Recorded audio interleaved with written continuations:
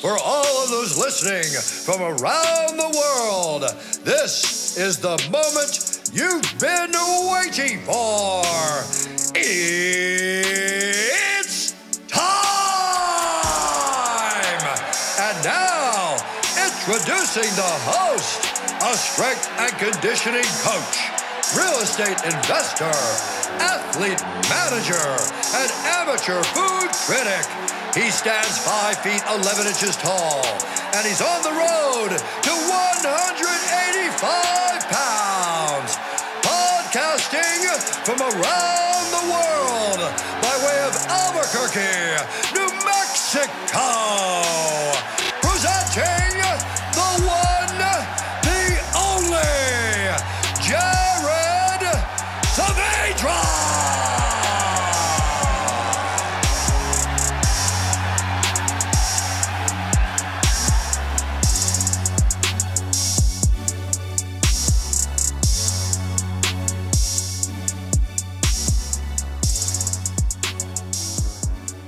Hey everyone, welcome back to another episode of the Road to 185 show. I'm your host, Jared Saavedra. Today's special guest is none other than Dipo Alam. Dipo is a straight up serial entrepreneur. He has started multiple brands and companies in the food and beverage industry and now is currently licensing out his company to other individuals in different states and expanding to different parts of the country. I think you're really going to enjoy this episode. He talks about 2 secret weapons that he always carries with him in his journey and his mission. Make sure that you take notes. This is going to be a good one.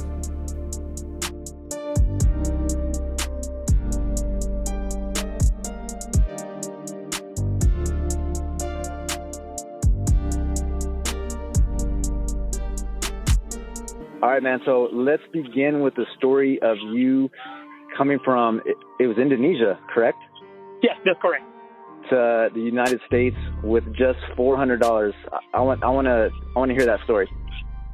So yeah, man, like I came here actually, the goal was, chasing the dream as a soccer player. So my background actually, I was playing pro in Indonesia. I went to Netherlands, Europe, and then they actually invited me here for like a trial with like MLS Academy. And then, at one point, and I was like international student, but it's just different background here and Indonesia. So over there, like 13 years old, I was playing pro and everything. They already pay me. But here, I didn't know that they're not going to pay me. So what happened is I just literally, man, like, okay, I'm going to make it for sure.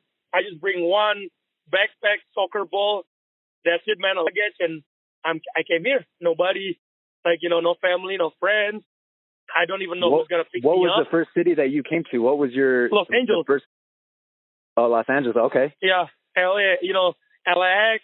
The guy picked me up. I didn't know how he looked like, man. I called him like, hey, man, I'm here. And yeah, and then they brought me to the apartment in Chinatown. And then it was like 13 people in one bathroom apartment, man. So are you serious? Yeah, bro. It was crazy. But we paid. I was like, sure, I'm in. I was just like, for some reason, it's always God put it in my heart. Like, I don't mind whatever it takes. Because over there in Indonesia, I was making a great money in terms of, since I was like 13, 14, 15 years old, so I was the youngest make it for the national team. And yeah, and then after that, I came here for $400 and I went to the trial. I made it. And then it was like during this time, I came actually on Thanksgiving Day. And then the season not started yet. I was like, okay, you got 2 weeks. You got to wait. And I was like, okay, when am I going to get my money? And they were like, when am I signing the contract? They were like, you got picked, but you got to wait because there's a process. You got to get your social security. You got to get all of this. I was like, what are you talking about, man? I was like, man. I didn't really speak the language well, but the coach was actually from Netherlands. That's why they invited me because I was actually met him when I was in Netherlands. And he told me like, Dipo, I think if you still chase the education as well as soccer, you got to try United States. I'm moving there. They offer me coaching over there in Chivas. So Chivas actually like Mexican Academy. It was the first year and they picked me. I was the only Asian, man. I was like, okay, sounds good. Let's do it. And then they were like, yeah, Dipo, you got to wait for the process. It's going to take 2 weeks before we come in again for another next step when you got to play with the bigger kids. I was like, okay. So those 2 weeks, dude, I came in with $400. So I don't have no money. I'm not going to, my parents asking for more money. So then what happened is I end up working as a dishwasher. My friend was like, dude, let's find a job. Like, okay, 2 weeks, no problem, man. I never really worked all of my life other than just playing soccer. It was tough. So, but I didn't complain because 2 weeks I make $750. But imagine this, man, like 2 weeks. So it means a week I only get paid $375, and I was working 84 hours in the buffet. So yeah, it was like literally like as a dishwasher. A dishwasher at a buffet place. So it was insane. It was crazy. So yeah, I mean, long story short, I get there. I came back 2 weeks, $750. Pay the rent again. Now I got 2 weeks back to play soccer. I got paid again. Like, okay, now you good? I was like, okay, when am I gonna get my money? Like, Dipo, you gotta wait for your social security. Now you gotta go back to school. And international student, I already paid about 3 months when I was home. I was like, okay, but I cannot pay another 3 months without money. And they were like, what are you talking about? I was like, I came here by myself. No family, no friends. And then the coach and the whole team was like, jaw drop. They're like, so who's going to take care of you? You're underage. I was 17, bro. And I was like, what do you mean? Like, I don't understand any of this, all the process in the United States that I'm not familiar with. Like, we cannot give you money until you get your paperwork, but it's going to take some time. So how are you going to live over here? So you should ask your parents. Man, so you had to balance out being a dishwasher and then chasing your dream as a professional soccer player. Yeah. But then by then I was like, okay, you know what? I'll figure it out. So, hey, man, I'm on my knees, pray. Hey, God, you brought me here for some reason. I know that this is the promised land. You show me what you want me to do. And then we were just walking at the mall, the Santa Anita Mall back in LA, and then people just offered me a job, man. Like, hey, do you want to work? I was like, I would love to, but I don't have paperwork. Like, okay, we just pay you on the table. Sounds good. There you go. So I was working as kind of like a Genghis Grill style, man, just pick up styles, but I couldn't tell the team that I was actually working. So what happened is I had to go to the gym because I got to gain 30 pounds. I have to go to school full time. It was like 12 units back then. So it's like, man, it's a lot of hours. And then I got to go play soccer. And then I live in Chinatown, which is go every hour, like 2 hours. I have to take the bus. So during those times, it's tough in a way because plus I have to work about 8 hours a day to get. So I literally like sleep like 3 hours a day. And sometimes during the time I'm in the bus, I was just sleeping. And then go to school, go practice, go to the gym, soccer. So yeah, it was crazy time, man. It was crazy time. Wow. So with that experience being the dishwasher, did you get to learn, the restaurant business during this time? I mean, what kind of sparked your interest in specifically like food and beverage to start a business with? So the restaurant actually, not from the dishwasher. Dishwasher, I was like, I never gonna do that again. Never. It's hard in a way, but it's shaping me. Like after this, all my other job will be easy. So the one that's shaping me after that place in the Mongolian barbecue, they hire me at West Coast Pretzel to like just work over there. I end up becoming the manager.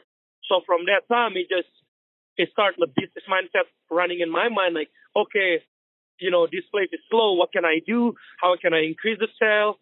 So I start learning all of that, man. And that's the time, like I was working at the pretzel place about 3 years. So I turned over the store from making like $50, $100 a day, just sampling every day, man. Invite people because no one even done that before there. So I keep creating like something. Okay, how can I get more people? How can I increase more sales? So from that, the business mindset there, and I start jumping into another business, like Potato Corner. I was working at the sunglasses place. So at the mall, at one point, the same mall, I was working like 4 jobs. And I was doing a waiter also in the, at the Japanese restaurant. I still play soccer, but there's the time in school. But long story short, it's like my level in soccer kept going down. So they keep sending me to the lower level because they cannot pay me. By the time I got my green card, they sponsor me everything. Then I already in the second level. So I cannot even chasing my dream in MLS anymore because I already know sometimes there's the day that I don't even want to play, man. My leg is tired. I cannot tell this guy I work 8-9 hours a day, and then I gotta go practice running another 2 hours. Man. So they were just questioning, like, hey, you come here to soccer, you don't focus, what's going on here? I just told them, I just miss my family. I don't really talk to my family much during that time because I got no time. But I cannot tell them what's going on. Right. Yeah, man. So it was really tough time, but it was like shaping me in a way and humbling me. And yeah, from that time, it's like the business mindset, entrepreneurship started being born. And I got another call again to play for national team Indonesia. So I went back home, stayed there for 5 months. I was thinking about signing contract there. And again, God put it in my heart, like, that's not where I belong, man. I know it's my dream, but at the time I feel like that's not my purpose. Wow. Okay. Yeah, so then you return back to the U.S. Yeah, and then I went back here. I pray about it, and then it just all got working. And after I came back here, the soccer association, like FIFA, from the whole world banned Indonesia soccer, so there's no professional soccer there. If I sign the contract, staying there longer than 6 months, I lost my green card. Done everything just worked out, man. And by then, I just tell myself, that's it. I'm done with soccer. I'm gonna play for fun, but I'm not chasing professional anymore because I just have it in peace with me, man. Because before I left, I just pray like, God, if this is your way for me to actually be there to play soccer, where you want me to come out of the shadow, then let it be. But if not, just let me wear one more time national jersey, and I'm good. If you tell me that's not the way, I'm good. I come back here wherever you want me. And exactly, man. One time national jersey, I play one game, soccer ban. I came here with peace, like that's it. But it is weird because it's like another transition again over there, like wherever you go, like people shouting, like, "Hey, can I get signature here?" And now I come back here just after that, like, "Hey, do you guys want to try a sample of our fries?" Just literally like different life. It was funny, but I made a piece of it, and I thought like this is God's way. It's a purpose, and like right now when I'm looking at it, I'm really like grateful because now I can even connect and build the city, build community, build people around me through who I am in terms of entrepreneurship. And this year actually God brought me back into soccer, just like coaching, helping out these pro players in town, back home. Like they all just connected like with my background, but they also see there's life after soccer, because there's always like something like all the athletes after life, they're always like freaking out. What am I going to do? They don't really set up the plan of what they should do in a way. And that's kind of like giving me purpose also to build them up. What can they do after that, Right. So how was like the Paleta Bar? How are all of those brands? How are they born essentially? So the Paleta Bar right now, when we started, again, we have no loans. We started the company with 35,000. So when we started everything, actually, I always got the vision. I'm going to grow this brand. That's why I partnered up with two of my best friends. Like they were doing La Michoacana in a way. So they've been busy too. They got 3 locations in about 12, 13 years. So for listeners, really quick, explain exactly what that is for the listeners. So Paleta Bar, which is like handmade Mexican popsicles. So we turn it into gourmet because you can customize all your Mexican pops, pretty much like dip it in chocolate toppings. Also like Mexican style, Hispanic, put chili, tahin, chamoy. You put fresh fruit on top. We create that new concept. And then we are the only one that we make it fresh in our own store. So because people usually like, they make it like once a month, or they make it actually from somewhere, they ship it to their store. So every location that we have, most of them, like we make it fresh right there at the store. Nice. And so I guess at what point, so you said that you started this with some of your best friends. Yeah. So 2 of them actually, we don't really know each other much. We know each other, but not really like best friend at that time, So we started the company in a way like, okay, we got the concept. You guys get the recipe. Let's do it. Let's roll it, And we did it. 3 of us started, and man, it was tough because the first 6 months we were slow. You were really sometimes making like $100 a day, $200 a day. So that's why it was tough. Even my business partner, he already got, his parents got like busy lah, na even them, they feel like, oh, I don't think he's going to make it. I don't think he's going to do it. But again, I'm always grateful about, having faith and unconditional trust in God. I was like, I've seen this before, because most of the business that I used to run is all slow. And then again, God did it. I put my best, turn it around. And this time it's like God's breakthrough happening sooner than that. 6 months, we got 3 video went viral, and all of them is a new concept that people never seen. And I was in there. So I become the face of it, that with all the concept that we created. And yeah, it was taking off, man. It was taking off big time. And the whole city know who we are. You're talking about that speed, like from making $300, $200 a day to make like $3,000 to $4,000 a day. And that's what just happened in like, dude, it's like crazy. We're talking about viral video. It's like that, and everybody's showing up. And when they came by, they actually never seen the concept. Plus the experience is just there. So from that, man, we just the 2017, 18, we got the breakthrough in January, and the same year we opened 2 more locations right away. Wow. Okay. So at what point, was there a certain number you wanted to hit or a certain goal you wanted to achieve before you started scaling to the point of franchising? Because that's a big step. Yeah, definitely. No, I mean, I really didn't have like, okay, we got to make this much money in there. It's, I already know in a way that God gave me like, again, I always get the vision in a way before I started something. And it's always like a great thing. Like, okay, I got this, I set up the plan and step in faith for the action. Of course, sometimes, it's not happening when people is one aspect that I always feel like, you can really control them in a way, But yeah, with that, it's just, we got the sales. I told them like, okay, we got this money right now. I'm not going to just split it and have fun. Like we got to keep investing.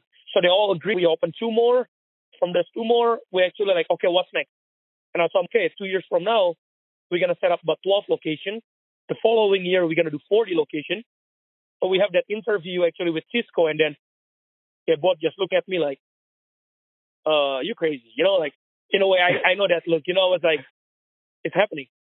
And, man, the guy love the from confidence. Cisco actually, yeah, he knew me back in LA, and he was like, this guy gonna make it happen. Because when I took over Potato Corner, we have the same interview. The guy was actually not even anybody much in the company, and we took off. So it was just follow him wherever he wants to do, whatever he needs, get to him, and he gonna get it done. So the Cisco support us, and we take off, man. We take off. We turn it into, we are not franchised yet. We're doing licensing because, again, I want to do the trademark. Explain kind of the difference of that. Explain the difference of that, because I don't even know exactly, like I couldn't tell you exactly the differences between those. Exactly. So it's similar in a way, but franchise, of course, is just more strict in a way. So licensing concept I learned actually from Disneyland. So Disneyland, big brand usually do a lot of licensing because they're going to give them the brand. They're going to give them the permission of intellectual property using their name and everything. But at the same time, they also don't want to deal in a way that franchise dealing, like day by day, you have to do this. If you don't, we're going to do this to you. Like, I just don't believe in that type of franchise. Because I've been doing franchise company where people come and doing inspection, of course inspection needed, but at the same time, I don't want to be doing inspection and then becoming more like people that, okay, you don't do this, I'm going to punish you. No, I want to be the one that, okay, if you cannot do this, what do you think? What's the idea? How can we do better? That's kind of like my long run in terms of licensing. But at the same time, we already have the goal. We're going to turn it into franchise, but we want to find out the right partner through this licensing before we actually jump into franchise. And we actually already in that moment right now. So we're actually going to turn it into franchise by next year. Okay, awesome. So someone who has purchased a license from you, are they their own LLC and they just use the name, or are they structured? How is that structured there? So yes, they're using the name as well as the intellectual property in a way. But how is their business set up? So the setup, we help them in terms of setup and everything too. So we're gonna get them, with all the recipe, with all the training, and everything too. Okay. So we're gonna help them with all of them. We give them like in terms of construction. We help them negotiate with the lease. So what we do is mostly pretty much the same, Like I told you, the difference is just like we give them more freedom in a way that franchise because, I don't really, like I told you, it's just about like the concept of piece of paper. But at the same time, it's just, we know that it needs to be done because at one point it is dangerous for you without doing that because if you deal with the wrong person with the licensing concept, then you're gonna have more liabilities. But at the same time with franchise, we got more protection for our own brand and everything. But that's the same time too, like we've been grateful because God has been so good. We have the right people. They know who we are. They know what we do. Of course, we deal with a couple of wrong people, but at the same, it's all in the contract with the licensing and everything. So I always say, man, when people we got people that try to attack us in a way, actually just lately, but there's a time that I know that God is fighting our battle because at the same time, we never expect anything wrong or like try to screw people over in what we do. Sometimes we end up dealing with the people that thinking they want to do it and they cannot do it. Man, we literally give their money back, bro. We're like, here. I know you probably changed your mind. Here, take your money back in terms of they're paying for the brand. Take your money back. Keep it. No problem. And we don't even need to do that. Like the lawyer that I'm talking to, like, Dipo, why you do that? Like, you don't really need to do any of that because they're signing a contract. They cannot open or they cannot do it. It's their problem. But I was at the same time, I was like, I don't want to make money that way. I want to do it the right way because I want to set them up for success, not for failing, Right. Well, with that being said, it's super hard to build a team and to get people kind of on the same page with your vision and your mission. What do you think is the hardest part of building a team? And take me through the hiring process on how you interview people who kind of want to share the vision with you. So like right now in terms of interviewing people, like we have all the managers that are dealing with that. But of course, I always say like straight up, man, like, hey, we have 4 things that we want to make sure is hospitality. We want to make sure that you focus on purpose instead of profit. We want you to know that you can grow with us in a way that our brand grows. And all we need you to do is just hard work, being reliable, and we go from there, And I always believe like interview process, man, is nothing for me. Why? Because the reason is people can say whatever they want to say. They can put whatever they want in the resume. But all the people that I met, the one that's actually doing good is the people that actually, like the underdog. The people that have nothing in terms of resume or like not much experience, they're the one that's killing it, man. Because they listen.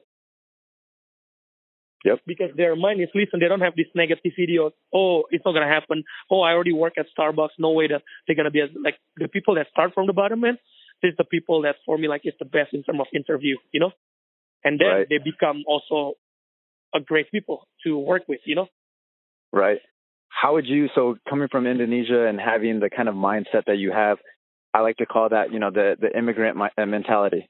And I truly believe like that's such a huge weapon and advantage. Have you noticed a difference between kind of, where you come from, your culture, the kind of work ethic that you've developed kind of over the years? Is there kind of a different mindset when you came to America, from the people here to the people that you knew before? Are there huge differences? Yeah, definitely. I mean, there's a huge difference. And I was telling people literally straight up like this, like if you're here in the United States and you actually can't even make a living, it's only one reason. You're lazy. Simple as that.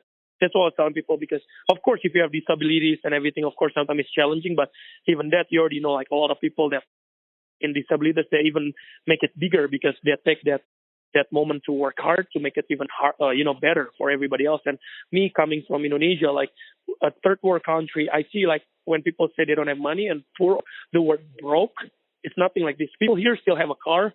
They still can have a jacket. I literally see people with nothing, man. Like, and then on the street, like I see that literally like they don't have any choice to be on the street pretty much, not like have any support or anything. And for me, seeing that, like sometimes people, a lot of my friends back home still like Indonesia, like they work so hard. I'm sure they work harder than me, and yet they still don't go anywhere because sometimes they don't know how to get there.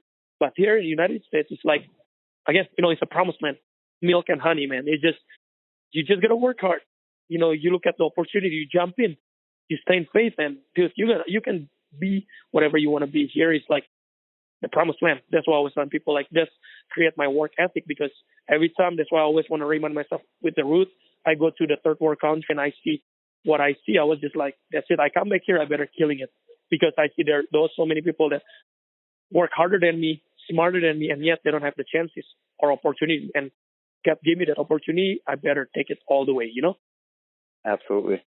Absolutely. So for someone who's listening and looking to kind of license out maybe something that they're wanting to do, they want to expand, different states, doing something similar to what you're doing with their own, their own brand.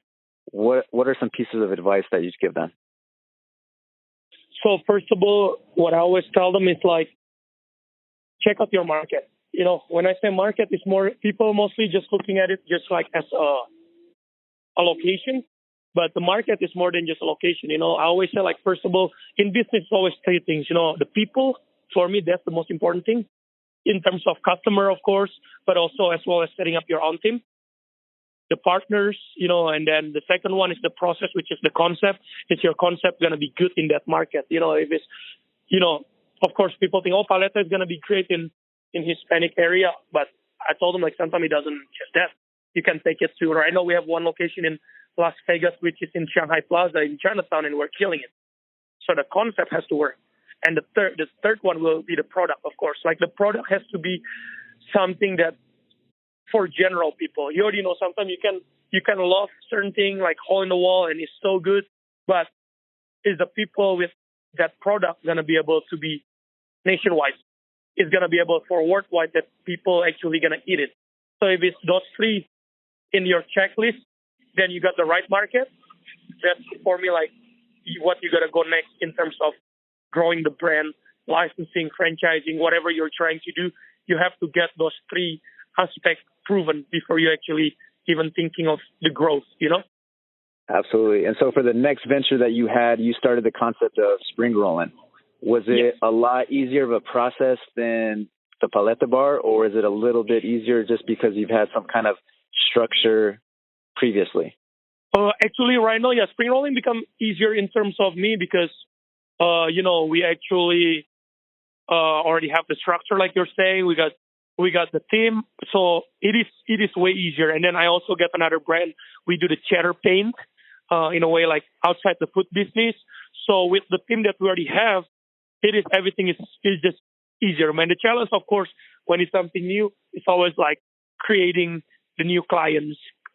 Bring them over in terms of understanding of what we do, what brand is about, what kind of food is this, what kind of concept it is. That's all the only challenging part. But in terms of structure, it is easier right now.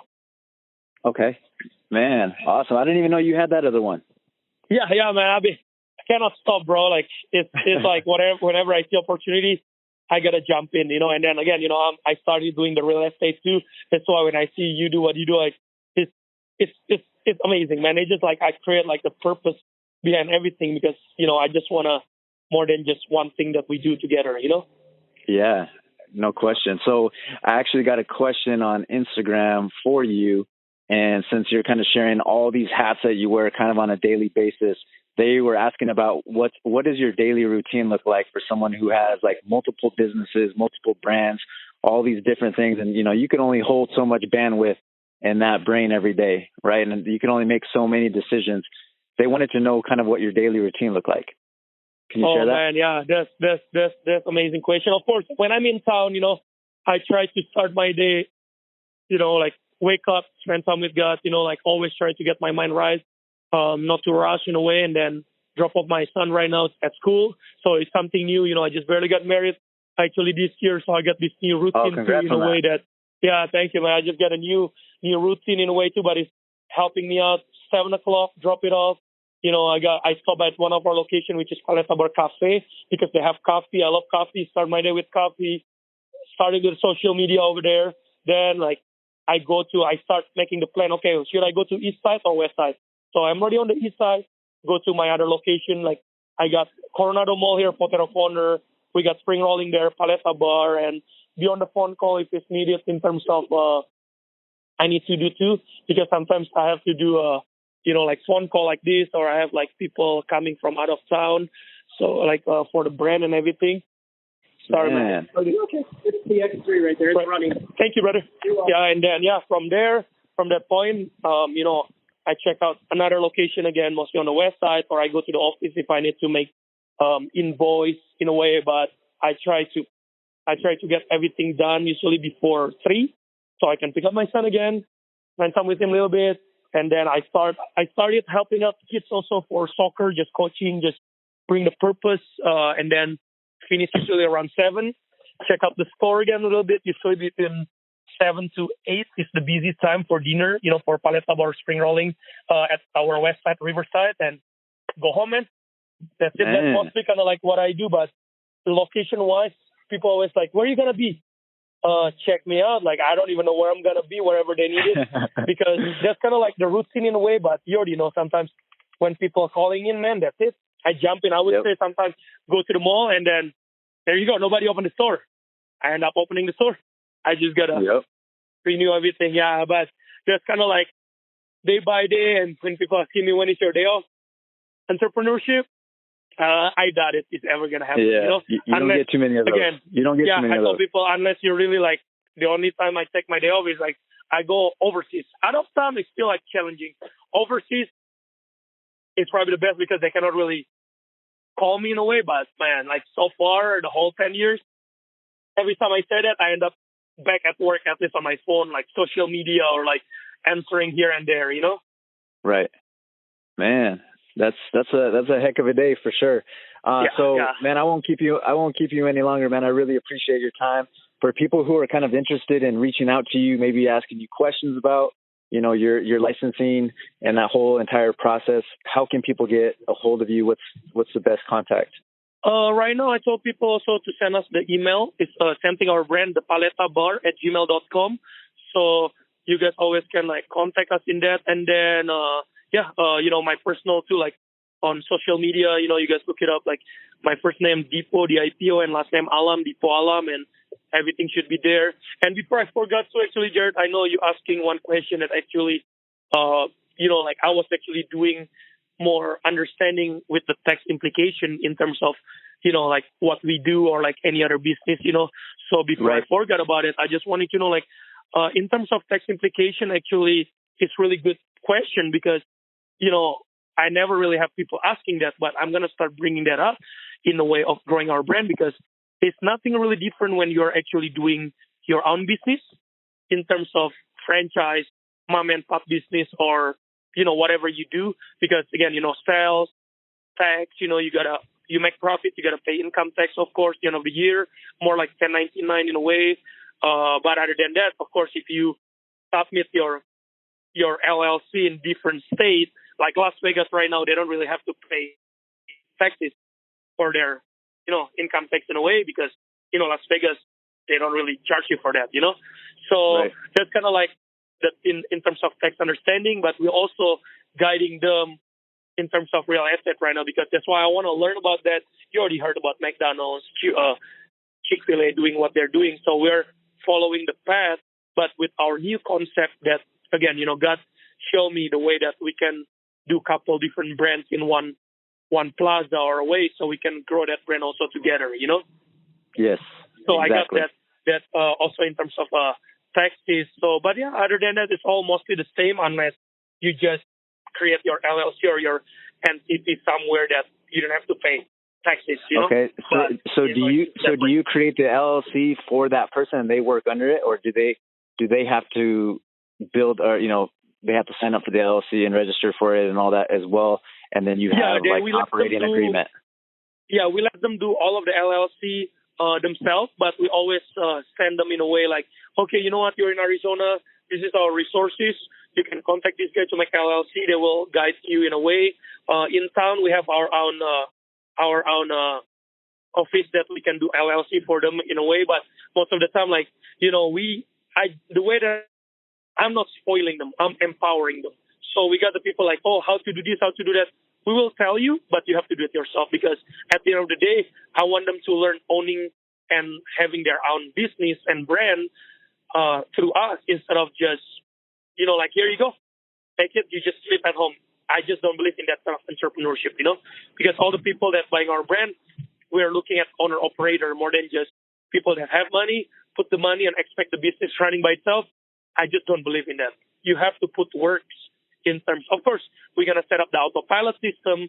We want, at the end of the day, we all chasing the freedom after everything, with entrepreneurship. But I don't believe it's just going to happen in 1 month, 2 months, 3 months. You got to set up that team. You got to put efforts before all of that's happening, Right. Man, you're spot on. I appreciate you, man. Thanks, man. No, of course, brother. I cannot wait to hear your story and learning from you also one day, Yeah, absolutely. When I get back into town or when I go visit Albuquerque, we'll definitely get together. Thank you, my man. And anything else, brother, that you guys have in mind, or like anybody that have questions, you got our email, you got my contact too. But before we end it, do you have anything else that you think something that we gotta mention here? I think that's great for today. I mean, I'm gonna have you back on at some point to give me the step by step on all of that to educate, and we really appreciate it, man. Perfect. Before I forget to, man, God, just speak again. Just remember these 4 things for any entrepreneur or everybody want to jump in. So I always say it started with vision and faith. So those 2, vision and faith, comes from God. For me, the one that makes the difference is going to be patience and persistence. So that thing coming from us. But most people, they think being patient, it means they just wait. But you already know sometimes you got to be persistent. Also, while we're waiting for the result to change, the breakthrough to happen, miracles to happen, we got to keep doing our best. So those 4 things that I tell people, you have that, sky's the limit. You're going to be successful no matter what. You start with the vision, you step in faith, put action by being patient and persistent. There you go, man. You're going to make it. Bam. Appreciate you, man. Thank you, my man, and appreciate you guys. Thank you for the time, and thank you for having me. Absolutely. I'll have you again. Have a great day, brother. Have a good day, brother. Thank you, man. Bye-bye.